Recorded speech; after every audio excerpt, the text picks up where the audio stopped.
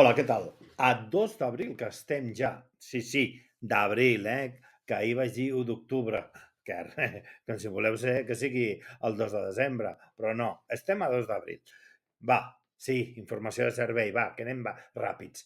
Febles precipitacions generalitzades, culpa de centre de baixes pressions que es troba al voltant del Pirineu. Es preveu gruixos de neu nova de 10 centímetres a 2.500 metres i 3 centímetres a 2.000. Anem a les notícies. El govern preveu recaptar més de 68 milions d'euros en la campanya de l'IRPF, que és la xifra més alta aconseguida fins ara, si és que es produeix. La campanya va començar aquest dimarts i s'allargarà fins al 30 de setembre. Vinga, va, som-hi! Tots a passar per caixa. Més coses.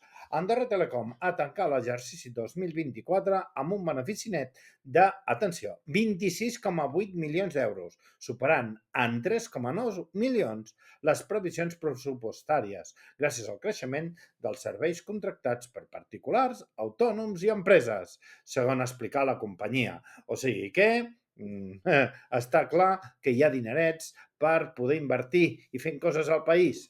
Acabem parlant del rotund no de Demòcrates per Andorra a una possible amnistia als propietaris i gestors de l'antiga BPA. Home, sincerament, hagués estat estrany que després de tant temps hagi obert la porta a qui els ha complicat tant la vida. Un procés que no estic segur jo que estigui a punt de finalitzar. Va, ho deixem aquí, que anem tard. Demà ens tornem a posar més i millor. Adéu.